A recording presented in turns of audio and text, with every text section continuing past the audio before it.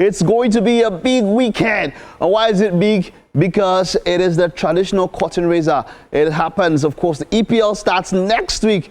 But this week, Wembley is the backdrop for the first competitive game of the elite English footballing calendar, as FA Cup winners Crystal Palace will take on Premier League champions Liverpool for the 2025 Community Shield.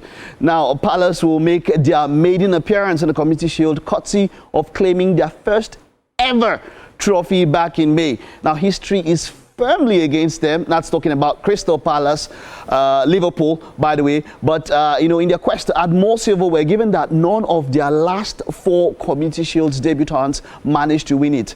Now, but hope should spring eternal for Crystal Palace, as, they've managed to hang on to Ibericheze, who was expected to go to Arsenal, and Captain Mark Guehi so far in the transfer window. Now, they've got a mightily good record at Wembley too, winning 4 of their last 6 matches at this ground when it served as a neutral territory, which then coupled with the fact that the previous season's FA Cup winners have won 7 of the last 9 Community Shields. Now, that should boost their morale.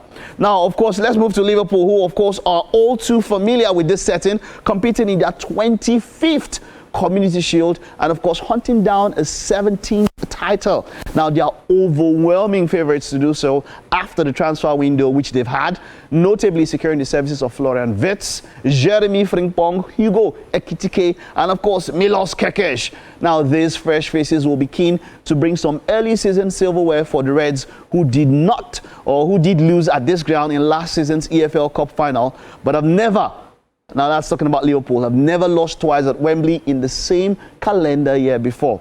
Now, history also suggests that could change here, though, as Liverpool have won the Community Shield just once in their last 6 attempts when featuring as league champions. So, there you have it. Crystal Palace will take on Liverpool. It's going to be quite a very, very wonderful fixture.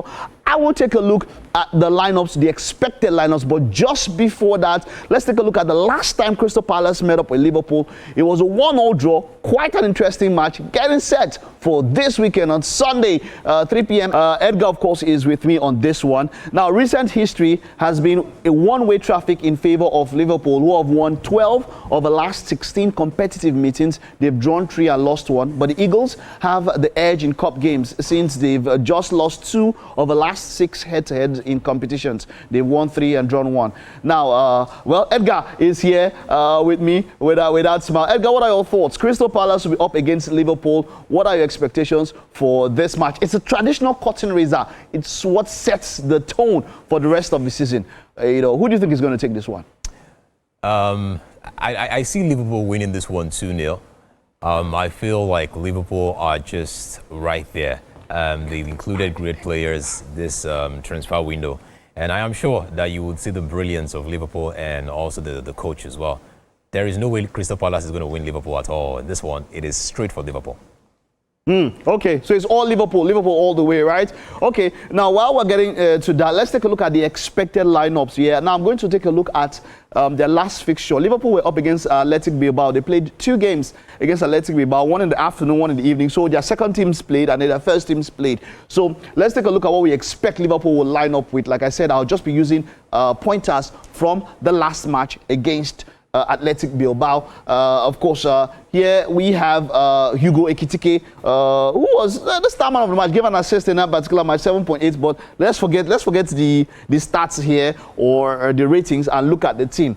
Cody Gakpo, of course, Luis Diaz has left. That's the only left winger that they have. Florian Wirtz playing that number 10 behind Ekitike, and of course the man himself, Mohamed Salah, who was just nominated, by the way, for the Ballon d'Or. We'll talk about the Ballon d'Or some other time. Szoboszlai and Gravenberch, I expect them to be behind, but maybe McAllister. Szoboszlai might not start. It might just be a case of McAllister, Konate, Endo, Kekes, Mamadashvili. Probably Alisson will start, not Mamadashvili, and then of course Jeremy Frimpong to put it up there. But you see, so far in the transfer window, Edgar, Liverpool have done quite very well. What are your thoughts? Would you expect to see all the new guys coming in? Because now, look at the team here. There's Kekes, there's Frimpong, there's Wirtz, and there's Ekitike. That's 4. Do you expect all 4 of them? Do you think all 4 of them will start? Or maybe you think Slots might just get 1 or 2 inside and maybe just get them in gradually. What are your thoughts on what you expect for the lineup? To be honest, I really do not know the plans with Arne Slot there, but I know that he is going to solely depend on Salah to be very creative and show his individual brilliance over there. I'm also hoping that he plays his regular left back. But then again, even if he plays these new guys, I mean, it's still Liverpool. It's still Liverpool. So okay. yes, I am sure things will go. When that guy's talking about regular left back, of course, you're talking about Robertson. You're talking about Robertson there. And let's see how all of that would play out. Talking about Robertson there. Well, Kekes, of course, that's what he was trying to mention. Kekes might just not be the guy there. There's Wataru Endo, of course, we would expect Virgil van Dijk to come in there, and that will how it will be for Liverpool. But then, let's talk about Crystal Palace. Crystal Palace lost. It was a 1-0 loss for them in their last friendly match, and that was against Augsburg. It was a friendly. But let's look at the lineup that they used in that particular match and see if we can expect how they will play. Edin Ketia, of course, is there with them. Well, Arsenal have got to go Koresh. I don't know why you guys smiling. Why are you making a smile?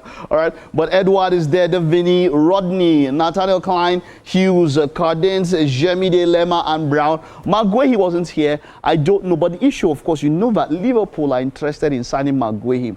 The issue has been that Crystal Palace have quoted 50 million. Now, Maguire has just 1 year left on his contract, and that's where there's a problem. Liverpool feel that 50 million is too much for somebody who has just 1 year left on his contract. And so, do you think that might be an issue, the Maguire, the transfer situation, Maguire, and of course, Liverpool? You think that might be an issue when it comes to the match, or do you think he will even start? Because he wasn't here, so there's a possibility that he might not even start. Yeah, to be honest, I really do not know. My worry is they have other players who are also planning to leave, or with rumors, transfer rumors, that might just leave. You have someone like Eze, who might also leave to Arsenal anytime soon. So again, remember how dangerous Eze can be from the center and also from the left. Will he be playing for them? Will he also be leaving before Sunday? Who knows? All right, we'll see all of that. Let's wrap up now, but let's do with predictions. Edgar, you know, say you try sometimes with that one for some people who want to invest here. Let's see. What are your thoughts? What do you think is the exact score? What do you think will happen? Crystal Palace I have a feeling that Liverpool will concede a goal. Okay. Yes, they would win, but I feel like they would concede. So I'm thinking 3-1 here. 3-1. Salah would be one of the goal scorers for Liverpool. 3-1 for Liverpool. I also feel like they will concede a goal. Yeah, well, this is Liverpool are heavily favoured. So for me, yes, yes, they probably would concede because that defence is still getting to know themselves. So maybe I would stick with Edgar's score for this one. Thank you very much, Edgar. And that's it on a beautiful game for this Friday morning. We'll take